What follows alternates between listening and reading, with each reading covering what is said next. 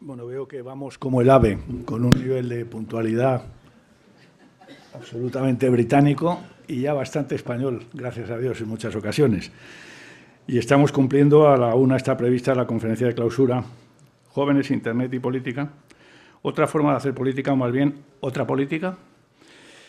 Bueno, yo les voy a introducir, no presentar, por supuesto, es una osadía, porque Joan es una persona súper conocida en todos los ámbitos y sobre todo en los cibernéticos. Con lo cual yo no puedo decir nada que no esté dicho, pero diré. Lo que sí quiero decir es que su conferencia, y teniendo en cuenta el expertise que él tiene en la materia, me parece importantísimo, porque hablar de política en la sociedad nuestra actual, pues a mí me gusta mucho, sobre todo si pensamos en el futuro, porque en el presente la verdad es que me gusta mucho menos. Y creo que yo soy de los que defiendo que estamos ante una nueva era, una nueva etapa, un nuevo mundo casi, y evidentemente con los efectos de las nuevas tecnologías, pero eso va a transformar completamente, en mi opinión, todos los esquemas en los que nos movemos, y uno de ellos, desde luego, es el mundo de la política, con la incorporación de un mundo joven que tiene que transformar los procedimientos que actualmente se vienen manejando y que han demostrado ya que están dando las últimas bocanadas y que han quemado sus posibilidades. Joan, le leo textualmente, ha sido fundador y director del Instituto de Gobierno y Políticas Públicas de la Universidad Autónoma de Barcelona. En este instituto es en el que dirige ahora su programa de doctorado. Es doctor en Ciencias Económicas por la Universidad de Barcelona y catedrático de esta universidad, de la Universidad Autónoma de Barcelona. Ocupó la cátedra Príncipe de Asturias en la Universidad de Georgetown. Es profesor visitante de las universidades de Roma, la Sapienza, la de la Universidad of California, Berkeley, New York University, en México, la UBA, General Sarmiento en Argentina, un gran número de universidades y centros, y hoy está aquí de casualidad. Pues con esto vienes. Nosotros le vemos con mucha frecuencia porque siempre nos ayuda, pero tiene efectivamente una extensión de posibilidades que no les voy a dar todos, pero es fundador e investigador del Instituto de Gobierno y Políticas Públicas de la universidad, y se ha especializado en temas de gobernanza, gestión pública y en el análisis de políticas públicas y exclusión social, así como en problemas de innovación democrática. Tiene multitud de libros y de artículos que les voy a obviar porque evidentemente creo que los tendrán seguro en la posibilidad. Y por lo tanto yo sin más le cedo a Joan la palabra, que será mucho más interesante que la mía. Joan. Muy bien, muchas gracias. Voy a desplazarme aquí. Bien, ante todo, gracias por la presentación y gracias por la... Gracias por la presentación y gracias por la invitación a estar aquí con vosotros esta mañana en esta conferencia de clausura. No he podido asistir a todo el congreso, sí estaba fuera, pero estaba asistiendo a la última mesa y he visto que ya habéis entrado muchísimo en elementos de los impactos y los efectos que está teniendo el cambio tecnológico en muchos aspectos de la vida y evidentemente en los aspectos familiares y también en relación a la juventud.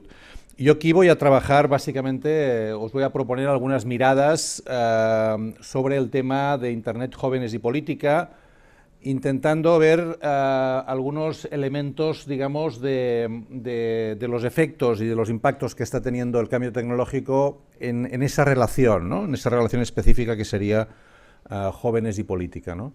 De hecho, esto forma parte de un proyecto de investigación que junto con la FAT estamos avanzando. Hemos hecho una primera fase de preproyecto, por así decirlo, y por lo tanto algunas de las cosas que voy a comentar están saliendo de este primer preproyecto que estamos acabando y que esperamos que pueda trabajarse mucho más en los próximos meses, ¿no? Básicamente de algunos focus group que hemos hecho con jóvenes y de una serie de informes que hemos pedido a expertos sobre este tema. Por lo tanto, aquí voy a hacer una síntesis de estos aspectos más importantes, ¿no? De entrada, un primer aspecto que creo que es importante es dónde colocamos Internet en la coyuntura actual, ¿no? Es una coyuntura de crisis, es algo que por lo tanto es pasajero, es episódico y volveremos a a estar cuando los brotes verdes se convierten en árboles, cuando la luz al final del túnel no sea el tren que viene, sino que sea realmente el túnel, el final del túnel.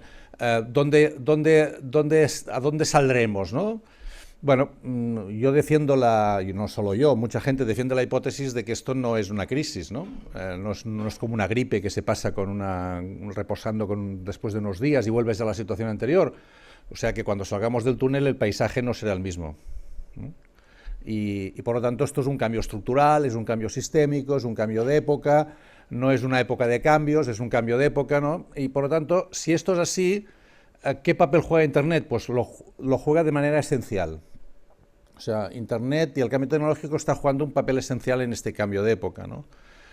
¿Por qué? Porque está de alguna manera modificando todas las estructuras básicas de la convivencia social, de la producción, del trabajo, de la economía, de la manera de relacionarnos. Por lo tanto, una primera idea muy de fondo es que nos equivocaríamos totalmente si nos imaginamos que Internet es un martillo nuevo que nos han regalado para seguir clavando los clavos igual que hacíamos antes, ¿no? Pasa que es un martillo mejor, más cómodo, que está más pensado para clavar clavos mejor, no nos hace mal, no nos hace daño, es más cómodo, es más fácil, es más utilitario. No, Internet no es un martillo nuevo, es un espacio social distinto.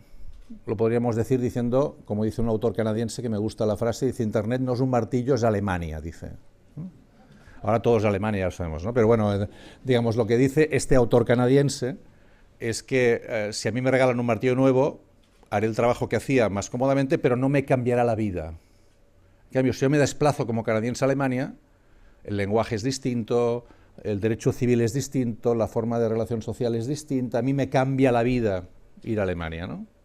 Entonces, si nos imaginamos que es distinto, por ejemplo, que alguien de SGAE vaya a una peluquería para saber si ha pagado el canon, como está lo mío, pero vaya con un ordenador, o Spotify, ¿no? O sea, SGAE con ordenador es un martillo nuevo, Spotify es Alemania, ¿no?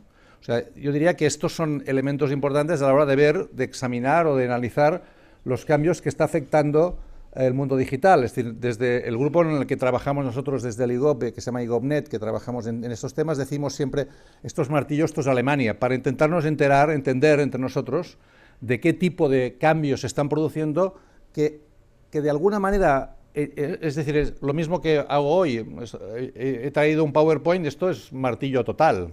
O sea, es Fray Luis de León, pero con PowerPoint, digamos, ¿no? O sea, y en cambio, si yo estuviera planteando, ¿no? Es decir, hace poco llegué tarde a casa a ver un programa que me gusta mucho en la televisión catalana, que se llama Polonia, que es un programa de humor político, y mi hija pequeña, que ya tiene 22 años, es muy pequeña, como veis, tengo 3, mi hija pequeña me dijo, le dije, no he podido ver Polonia, y dice, papá, ¿tú ves la tele cuando la hacen?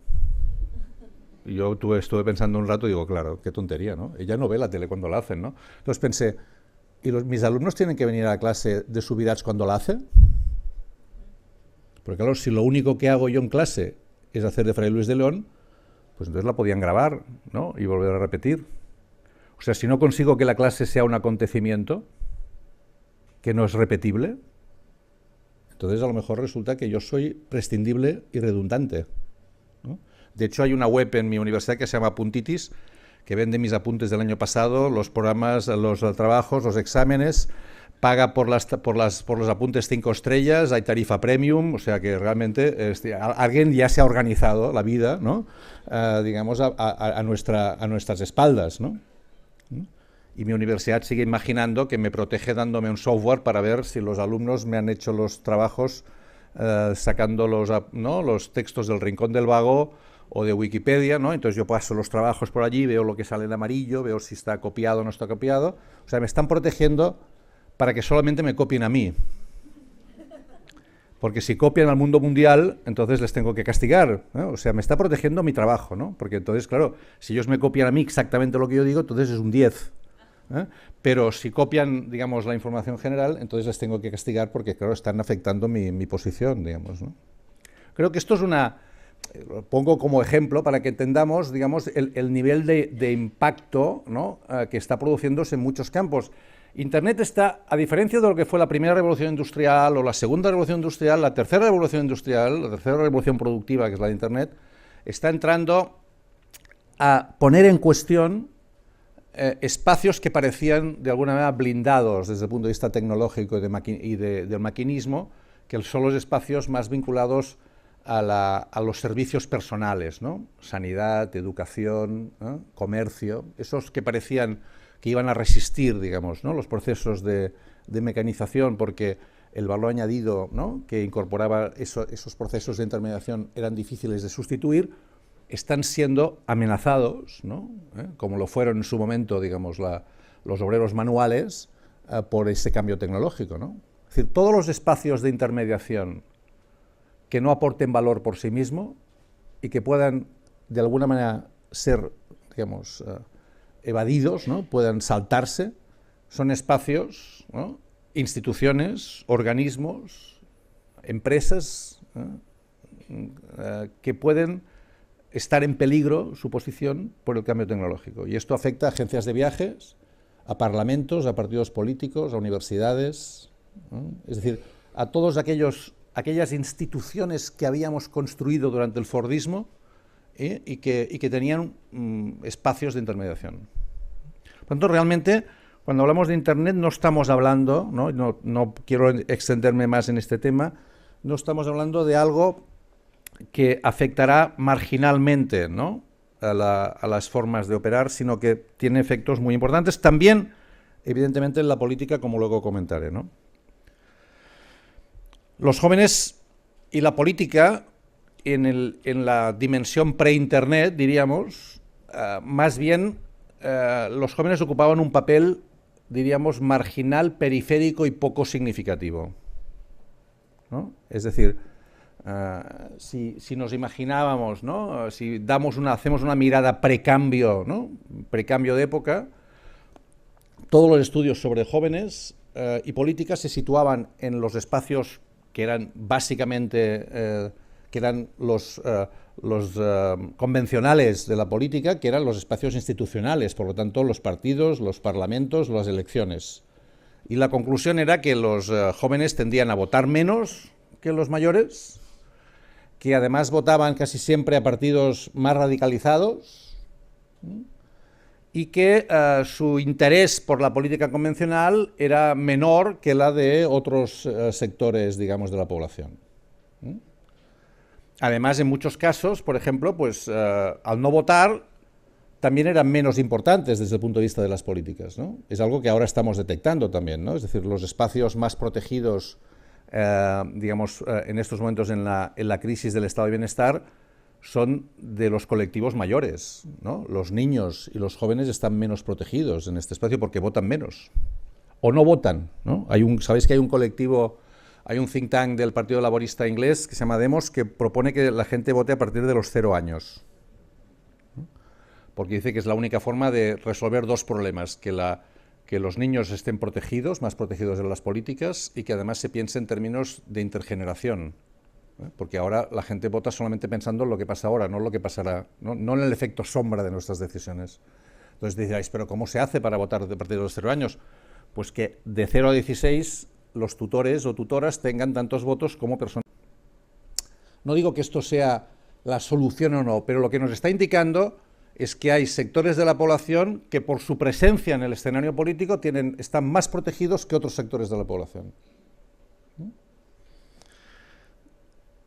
Esos jóvenes, en esa dimensión pre-Internet, por lo tanto, ocupaban un papel más de alternatividad, ¿no? Ocupaban un espacio más de fuera de la parte convencional, y los jóvenes conformistas eran realmente los menos significativos, ¿no? Había o muchos abstencionistas o más radicalizados, ¿no? Pero en general había un cierto desapego, ¿no? Entre jóvenes y política institucional, ¿no? Excepto aquellos sectores de jóvenes que ya tenían una clara orientación, digamos, de partido, ¿no? de inserción en las juventudes de alguna de las organizaciones políticas. ¿Qué está pasando desde el punto de vista ahora? Es decir, ¿cómo está afectando Internet a la política? Que sería mi tercer punto, ¿no? la está afectando de muchas maneras. Una, la más importante es que en Europa Occidental al menos, el pacto del 45, ¿no? Ahora paréntesis, si no habéis tenido ocasión de ver la película, el documental de Ken Loach, El espíritu del 45, vale mucho la pena que lo veáis, ¿no? El espíritu del 45, sí. No hace falta que os lo descarguéis de manera irregular porque está en Filmin por 2 euros, o sea, lo podéis ver en streaming, en Filmin sin ningún problema, ¿no? Pues ese es un documental que ha hecho Ken Loach, que es sabéis que es un director con mucho contenido social normalmente en sus películas, que explica muy bien que eso del estado de bienestar no fue algo que nos regaló alguien o fue fruto de un diseño que alguien imaginó, sino que fue fruto, digamos, de una cantidad de luchas anteriores espectaculares, de la victoria contra el nazismo después de la Segunda Guerra Mundial y de lo que la gente dijo que aquella victoria, que era una victoria popular, tenía que tener efectos en la vida de la gente y a partir de ahí se creó el National Health Service, la educación, se nacionalizaron es decir, hubo un proceso de presencia de lo público, ¿no? que de alguna manera en Gran Bretaña tuvo esa forma, pero que en general en Europa tuvo la fórmula de la idea de que sin la intervención de los poderes públicos la libertad y la igualdad no son efectivas. Esto no me lo invento yo, sino que es el artículo 9.2 de la Constitución española, ¿no? Que es un artículo copiado del artículo 5 de la Constitución italiana y del artículo 3 de la Constitución alemana, ¿no? Entonces, es un artículo fundacional del estado de bienestar. Nosotros llegamos tarde a la fundación, como sabéis, ¿no? Porque no fue en el 45, sino fue en el 79, pero con el mismo contenido. ¿Por qué digo que esto está afectado ahora? Porque ese pacto del 45 tenía una lógica pre-internet, es decir, mercado nacional, Estado-nación, ¿no? Por lo tanto, había un acuerdo para que en el marco del mercado nacional, el sistema económico el sistema político aceptaba la economía de mercado y a cambio la economía de mercado aceptaba un sistema fiscal de carácter redistributivo que favoreciera políticas redistributivas que compensaran las desigualdades que el sistema económico genéticamente genera, ¿no? El capitalismo genéticamente genera desigualdad porque no está pensado para construir igualdad, está pensado para construir competencia, ¿no? Y por lo tanto su lógica no es la de, o sea, su preocupación no es la igualdad. Por lo tanto, todo el sistema estaba montado sobre la hipótesis de esa compensación, ¿no? Es decir, aceptamos la economía de mercado, hay políticas fiscales, digamos, de carácter progresivo que hacen pagar más a los que más tienen y esto permite redistribuir esos elementos. Y además resulta que esto va bien para todos porque aumenta el nivel de consumo, la gente gasta más y todo el mundo, digamos, está contento. Es una win-win situation, ¿no? Todo el mundo gana. El problema es que ahora el mercado se ha hecho global y la política sigue estando territorializada, ¿no? Y por lo tanto, digamos, hay muchísimas maneras ilegales, alegales o legales de hacer evasión y elusión fiscal, ¿no? Y por lo tanto, digamos, la base, digamos, de que sustenta, ¿no?, ese pacto tiene, digamos, un nivel de debilidad mucho mayor porque no consigue que se cumpla ese pacto por parte de aquellos que tienen más recursos y que son más capaces de evadir o eludir sus obligaciones fiscales. Justamente porque gracias a Internet el sistema económico, la base del sistema económico se ha trasladado del ámbito productivo al ámbito financiero. El ámbito financiero es mucho mejor, está mucho más adaptado a Internet porque no necesita territorialidad, es desterritorializado, ¿no? Y por lo tanto se puede, digamos, hacer dinero, ¿no?, sin tener una fábrica, por ejemplo, ¿no? O sea, en mi época juvenil el rico era el empresario que tenía una fábrica. Hoy un empresario que tiene una fábrica es un pringado, ¿no? Es una persona que tiene que pagar sueldos, pagar salarios, digamos, pagar impuestos, ¿no? El poderoso es el que le deja el dinero, ¿no?, el que le da el crédito, no el que produce, ¿no? El otro día, no sé si visteis, por ejemplo, que un grupo de bancos fueron sancionados porque digamos, se ponían de acuerdo en comprar y vender divisas en los espacios de 60 segundos que había cuando cambiaban las cotizaciones de divisas. O sea, el mercado es un mercado, digamos, que tiene un algoritmo que funciona, digamos, de manera automática, sin intervención humana, pero cada 60 segundos cambian la cotización. Entonces ellos se ponían de acuerdo y compraban de golpe miles de millones de dólares. Y en la otra franja, entonces, el algoritmo cambiaba, ¿no? Y por lo tanto, el dólar subía.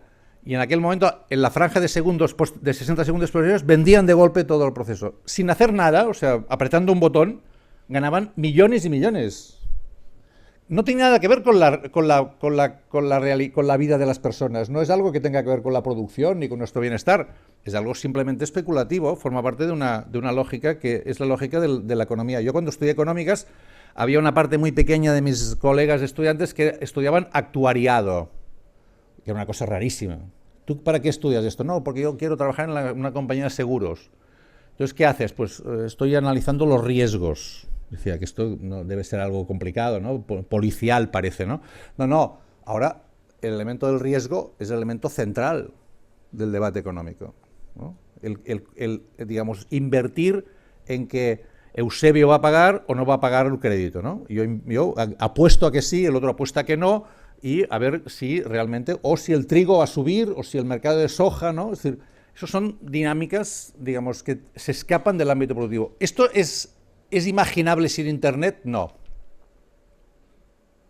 ¿No? Es decir, Internet facilita al máximo que esto pueda ser, ¿no? ¿Sabéis, por ejemplo, el otro día Ryanair fue condenado para pagar 2.000 euros de multa a una señora que les puso una denuncia por cualquier perrería que hace Ryanair con sus viajeros?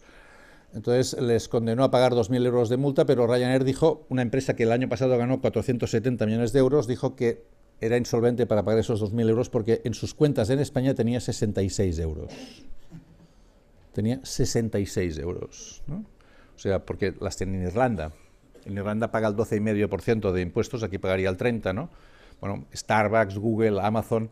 Es decir, la estructura, digamos, de Internet permite algo que políticamente no estaba pensado, ¿no? Porque necesitaríamos entonces un Estado global, ¿no? Para poder, ¿no? abordar ese tipo de cuestiones. Y no es, de momento esto del Estado global no parece que vaya por ahí la cosa, ¿no? Ni el Estado europeo. Por lo tanto, tenemos en la propia estructura europea tenemos miles de sistemas de evasión y de elusión fiscal que hacen debilitar. Por lo tanto, aquí tenemos realmente un problema, ¿no? Houston tenemos un problema, ¿no? Porque, digamos, las bases sociales, ¿no? sobre las que, por tanto, los efectos de la política, del Internet en la política son muy importantes, ¿no? Y generan un proceso de juicio a la democracia, ¿no? De desafección democrática, porque no nos acabamos de creer que aquellos a los que votamos decidan sobre nuestras cuestiones, ¿no? Son otros los que deciden por ellos. Y claro, evidentemente esto genera luego unas situaciones un poco absurdas, ¿no? Porque votamos a la gente con unos programas que luego no pueden cumplir, los tienen que cambiar porque quieren o porque no quieren, pero nos dicen que sí, que ellos siguen mandando, y esto genera un proceso que los jóvenes viven de manera muy dramática, como toda la sociedad, pero ellos de manera más dramática porque ellos están jugando el futuro, ¿no? En relación a la política, ¿no? No sé si visteis otro día la manifestación en Francia, que hubo una niña pequeña, tenía un cartel que creo que lo resume todo, ¿no? Decía, queremos vivir como nuestros padres, ¿no? Pues claro, una niña pequeña de 8 años levantando un cartel diciendo algo tan simple, ¿no? Como a mí me gustaría que no me secuestraran en el futuro, ¿no? Me gustaría tener lo mismo que han tenido mis padres, no más. O sea, fijaos que en el fondo es puro conservadurismo, ¿no? Pero lo que está expresando ese cartel son las dudas sobre el futuro que existen, ¿no? en el espacio político en el que estamos, ¿no? Por tanto, claro, aquí es donde hemos de ver, digamos, qué es lo que está provocando ese cambio. Está provocando eso que se ha llamado desafección, desconfianza en los políticos, ¿no? Esa situación un poco de bloqueo, ¿no? Es decir, que al mismo tiempo vemos que el señor Rajoy tiene un nivel de desconfianza política del 85%, pero el señor Rubalcaba del 89%, lo cual es un poco, digamos, espectacular, ¿no? Porque dices, bueno, entonces exactamente, digamos, aquello que habíamos imaginado de la democracia, de la alternancia, ¿no? Los que mandan, ¿no? Entonces vendrán otros y lo harán mejor. No parece que las cosas, porque el nivel de desconfianza es muy generalizado, ¿no?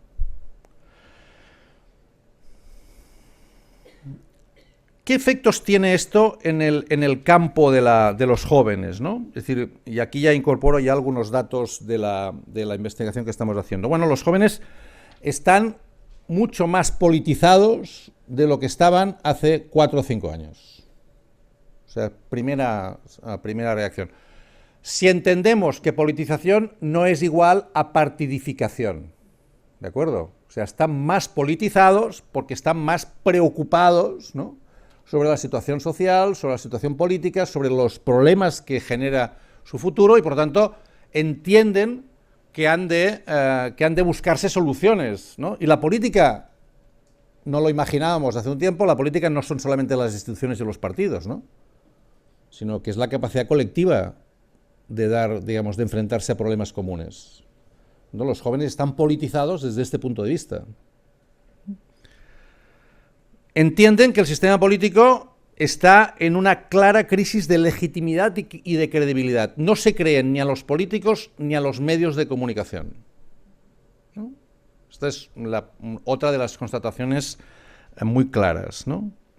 Entienden que la nueva esfera pública digital ofrece muchas oportunidades y posibilidades. Por lo tanto, entienden que el Internet es algo que rompe las estructuras anteriores totalmente bloqueadas y capturadas por los intereses económicos o por los intereses estrictamente partidistas políticos. Por lo tanto, es una nueva oportunidad. Esa politización no es ideologizada, sino que es una politización, diríamos, por necesidad.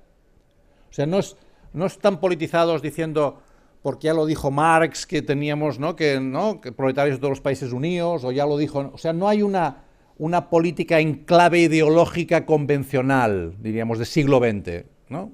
Es una politización diciendo, esto no funciona, los que dicen que lo van a solucionar no lo solucionan, esto... Por lo tanto, están preocupados por temas concretos, educación, paro, corrupción, la sensación de que su participación no tiene efectos. Es decir, un poco la idea sería, están pasando cosas muy graves y la política institucional ya no es parte de la solución, sino que es parte del problema. Por lo tanto, ese es un diagnóstico que es muy potente, ¿no? Es decir, antes podríamos decir que la gente se movilizaba pensando que la política institucional tenía que responder, y si esa política institucional no respondía, había una alternativa política, ¿no?, que cambiaría, y entonces sí que respondería. Ahora se dice, no, es que esto no funciona y la política institucional forma parte de lo que no funciona. Por lo tanto, no arreglaremos la educación o la sanidad, etcétera, si no cambiamos la manera de hacer política, no solamente a los políticos que mandan en esto, ¿no? Es distinto. Por lo tanto, más que una politización ideológica, decía, es una politización con ganas de cambiar las cosas, con ganas de hacer. Esto es lo que llaman algunos, que es un efecto de Internet, que es el aumento de lo que en inglés llaman los doers, ¿no?, los que quieren hacer cosas, no los que quieren discutir, sino los que quieren utilizar las nuevas tecnologías o las tecnologías y tal para cambiar las cosas concretas. Es una generación, es decir, el 15M realmente ha tenido efectos, ¿no? Muchas veces se discute si el 15M ha tenido efectos o no ha tenido efectos. El 15M ya sabemos, bueno, al menos yo sé que no es un movimiento. O sea, si alguien imagina que el 15M es un movimiento, bueno, pues que me diga dónde puedo llamar por teléfono a ver si los encuentro, digamos, ¿no? Porque no lo sé. O sea, el 15M no es fruto de una acción colectiva, es fruto de una acción conectiva, con N. Es un acontecimiento, no es un movimiento. Por lo tanto, imaginar que el 15M es un movimiento al cual se le pueden pedir responsabilidades sobre cosas concretas es absurdo. Otra cosa es la PA, la Plataforma de Afectados por la Hipoteca. Esto es un movimiento. Tiene 200 organizaciones en toda España, hay una portavoz, hay un teléfono, hay una organización, es un movimiento. Pero el 15M no es un movimiento. Por lo tanto, ¿qué efectos ha tenido el 15M? Pues, de alguna manera, visibilizar, ¿no?, exponer, ¿no?, ese cambio que estamos comentando, ¿no?, y por lo tanto dar voz, ¿no?, a una sensación general de lo que algunos han llamado indignación, protesta, ¿no?, etcétera, etcétera, ¿no? Es decir, la idea de por ejemplo, el no nos representan, ¿no? Que tenía un doble elemento, ¿no? No nos representan porque no cumplen el contrato implícitamente de las elecciones, porque no hacen lo que nos decían, lo que nos dijeron que harían. No nos representan porque además la representación también puede ser por delegación o puede ser por semejanza, ¿no? A mí me representa alguien que vive como yo, que tiene los mismos problemas que yo, que sabe un poco lo que a mí me pasa. Pero si ese que representa vive en otro mundo que es muy distinto del que yo vivo, ese no me representa, porque está en otro rollo, no está en otro rollo, es una casta, digamos, ¿no? Forma parte de otro, tiene unos privilegios que los normales, los mortales no tenemos. Por lo tanto, no nos representan por dos razones, porque no cumplen con ese contrato implícito y no nos representan porque viven en otro mundo, ¿no? Y eso es algo que ha calado, ¿no? Muy claramente en su diagnóstico. Por lo tanto, tiene una mirada un poco de ellos y nosotros, ¿no? O lo que el 15M y el Occupy Wall Street y esos movimientos en todo el mundo han interpretado con una clave, si queréis, un poco populista, que es 99%, 1%, ¿no? O sea, ellos son minoría, ¿no? Y cuando decimos ellos, cuando dicen ellos, están refiriéndose a instituciones, a partidos, al capitalismo financiero, ¿no? Es decir, esos son una minoría que, digamos, está en contra de la mayoría, ¿no? Y por lo tanto no hay una relación derecha-izquierda, por ejemplo, es un tipo de debate derecha-izquierda que es más de personas mayores que de personas jóvenes, ¿no? Porque esto no quiere decir que estén en contra de los valores que la izquierda representaba, o que no, es decir, no hay ese debate, sino es otra historia, porque la izquierda la asimilan a categorías políticas, digamos, institucionales, ¿no? Por lo tanto, vienen a decir, bueno, sí, pero no podéis confundir, no todos son iguales, ¿eh? Ese debate es un debate muy de cultura de la transición.